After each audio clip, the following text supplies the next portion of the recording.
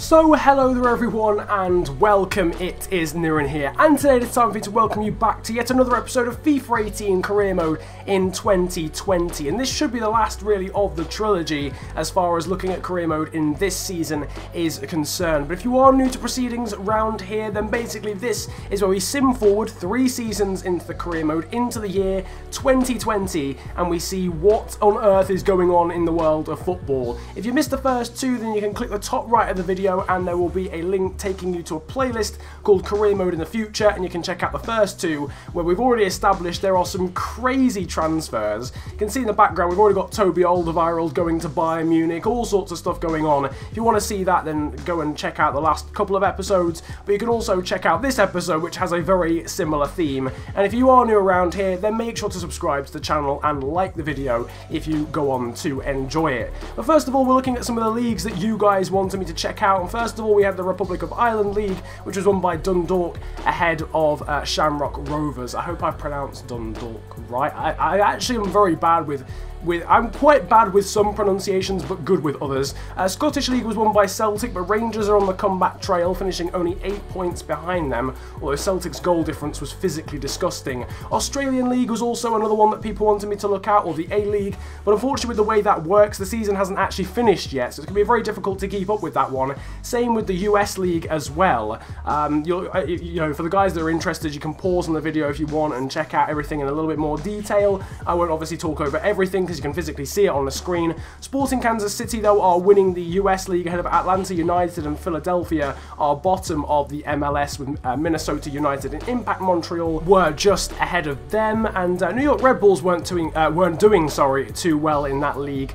Belgian League was won by Ghent, KAA Ghent, and Club Brugge ahead of Genk and Anderlecht, and Standard Liège running at the top 5. That's quite an interesting one, actually. I don't think Ghent win the Belgian League. I'm going to get shouted at because they probably won the Belgian League like last year or something, but usually Anderlecht and Genk are the teams that I think of when it comes to big Belgian sides. Also Denmark, you can see in the background, Copenhagen winning that one, or Copenhagen from Midtjylland, and then Brøndby. After that we've got, though, some players, and we're going to start off with, you know, players that are still playing for the same team. Gianluigi Donnarumma still at Milan, 89 overall now at 21 here in 2020. But now moving on to a couple of the transfers, we'll go back to some of those guys who are still playing for the same teams, we'll sort of intersperse them. But going on to the first transfer, Danny Rose has signed from Tottenham to Borussia Dortmund, and I will show Borussia Dortmund's team later, but they've actually gone through quite an interesting process of bringing in a lot of players from the English league. Not necessarily English players, but it's quite an interesting one. It seems like teams genuinely have a recruitment system now,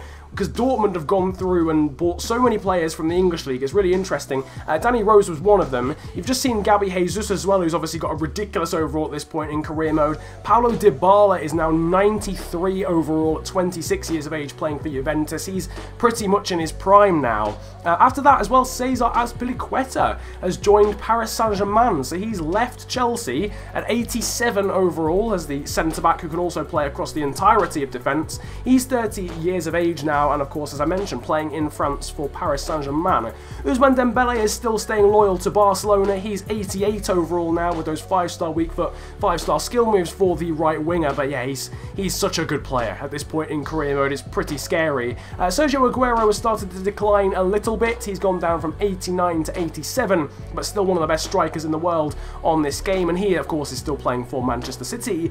And one of the really interesting transfers that I saw, one of the many actually, was this man here. It's Kingsley Coman, who's ended up back at Paris Saint-Germain. He ended up going to Juventus and then Bayern, but he started life out. Well, I don't know if he started life out at Paris Saint-Germain, but he sort of burst on the scene playing for them. So it's interesting that he's ended up back there again after playing for so many big teams in Europe. Joshua Kimmich is another one. He's gone from Bayern Munich to Juventus, two of the teams that Kingsley Coman has played for. He's 86 overall now, so that's a very good acquisition for Juventus. Very good acquisition here as well for Borussia Dortmund, who, although they brought in a lot of English-based players, have also brought in Matthijs de Ligt, the Dutchman from Ajax. And speaking of Dutchmen, we've also got a centre-back here, Virgil van Dijk, 86 overall. After all of the talk that he was going to end up at Liverpool, he has signed for Roma by 2020 in FIFA 18 career mode. So continuing the trend there of ridiculous transfers in this career mode save. But now looking at a few national teams, again you can pause if you want to look in a little bit more detail at some of these sides.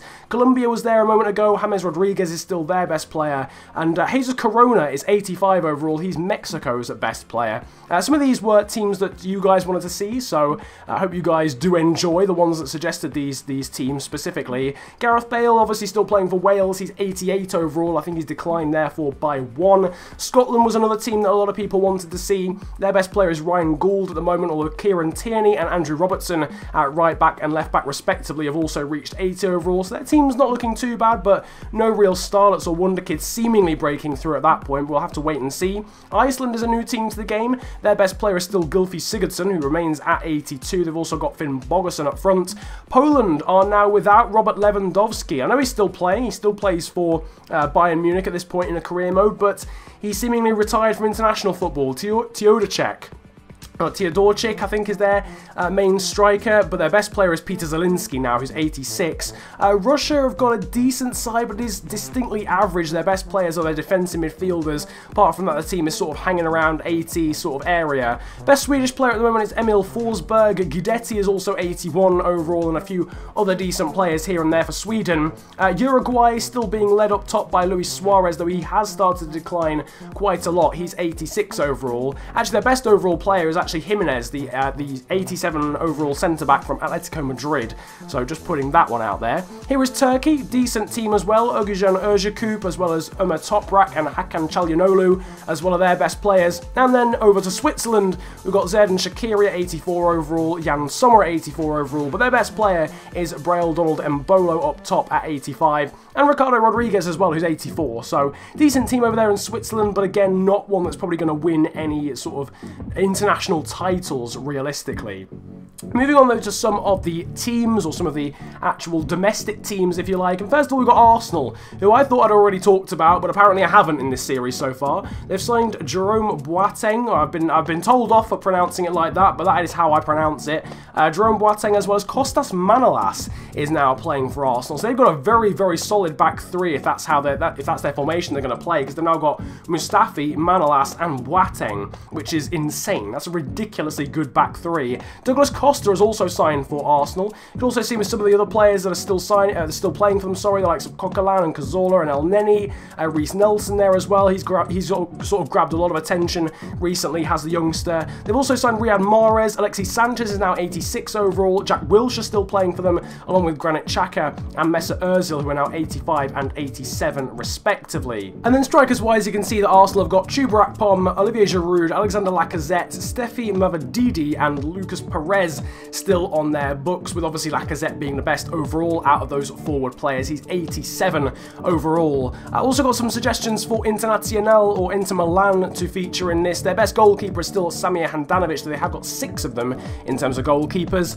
Inter have also brought in Cedric Suarez and Nacho Fernandez from, I think, Southampton and Real Madrid respectively. They are both in the 80s. Miranda, however, is not anymore. He's 35 years of age, and hence he's dropped now down to 78. Jason Murillo there is 83 overall. A couple of other players have been brought in as well for Inter Milan. Gil Diaz there as well. But interestingly, Michael Jacobs. For those that don't know, Michael Jacobs, I think, still plays for Wigan. Wigan Athletic, who are in the Championship admittedly now, but his overall cannot be any higher than, like, what, 70? So I have no idea why they've signed Michael Jacobs from Wigan Athletic, but hey, he's somehow frauded his way to Internazionale. They've also interestingly brought in Rafinha, who's proving to be quite a fan favourite in my Bournemouth career mode. Quick plug, if you haven't seen that, there'll be an annotation at the top right of the screen. And they'd also brought in Victor Wanyama from Tottenham. However, Internazionale's forwards are very, very average indeed. Now moving on though to Borussia Dortmund, Roman Bürki is their best goalkeeper, I think 86 overall that was. And again, this is going to be an interesting one. Trent Alexander-Arnold, another English-based player, has been brought in by Borussia Dortmund into this side. Mark Bartra is still playing for them. Clement Longley has signed for Borussia Dortmund now. Felix Passlack still playing for them. Obviously, you've already seen Danny Rose and Matthijs de Ligt. They are, of course, defenders that have already signed for Borussia Dortmund in this save so far. far. Midfielders-wise, they've got Gonzalo Castro, Rafael Guerrero, Mahmoud Dahoud and Shinji Kagawa still. Mikel Merino's gone back after his loan spell at Newcastle. Sebastian Rode and Julian Weigl. But here's another English-based player, Wilfried Zaha, the Ivorian right midfielder, has also joined Borussia Dortmund from Crystal Palace, and obviously they already had Jadon Sancho, who they brought in from Manchester City. In terms of forwards, they've also got Isaac Yarmolenko and, of course, Pierre-Emerick Aubameyang. And now moving on to OGC Nice, who might well be the penultimate team in this video. Yes, they are. Their best goalkeeper is Johan Cardinal. For those that watched my Hull City career mode last season, you may know who he is. Oh, he's obviously a very decent goalkeeper, decent potential. Still got Boscagli as well as Corchia, who I think has come in from Lille. He might already be playing for Nice, but last time I checked he was a Lille player. And they've also brought in Leandro Castan from Roma, as well as this guy here, Yannick Vestergaard, the 83 overall centre-back. I think he's signed from Borussia Mönchengladbach in this save. Wylan Cyprien and Vincent Coziello, of course, playing for OGC Nice still, along with Luzamba and Makengo. Alain Saint-Maximin is also playing for OGC Nice now. Correct me if I'm wrong, but I'm pretty sure he doesn't play for them in real life either. He's got like 85 potential on the game, so he's going to grow to a decent overall by the time this series is out. And they've still got Mario Balotelli up top, as well as Alassane. I can never pronounce his last name, but we'll just call him Alassane, who's 84 or 85 overall at this point in the save. So a very decent team there for OGC Nice. Though they have lost a couple of players, most notably Malang Sarr, who wasn't present there. We'll check about where he is when we move forward a couple more years. The final team we're going to look at though is Celtic. This was suggested quite a lot in the comments section.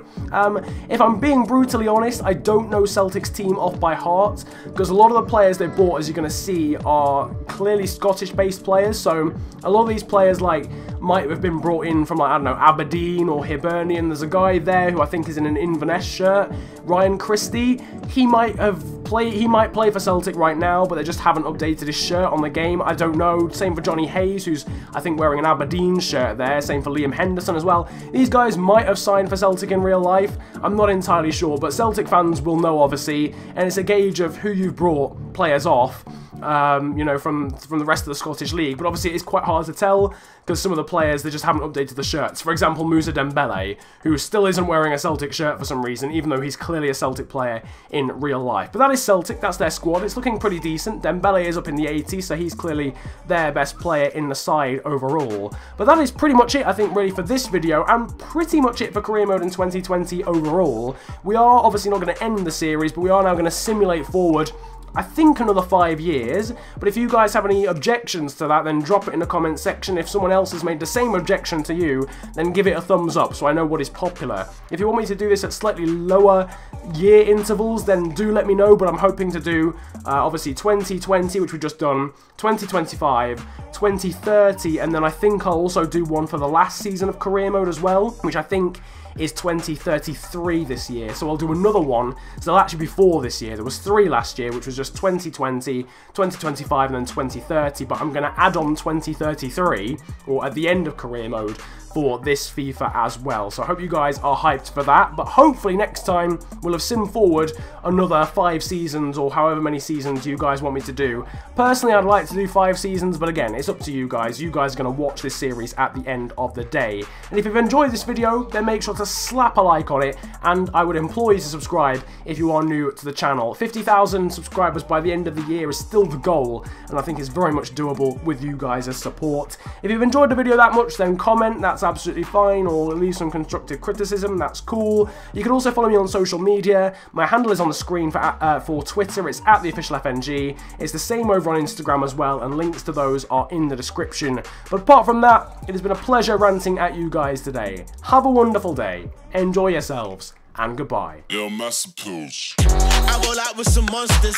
Looks like your team and you watchers. I do not roll with imposters.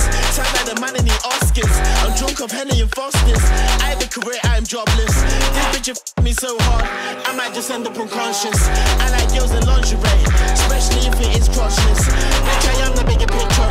There is no way you can crop us.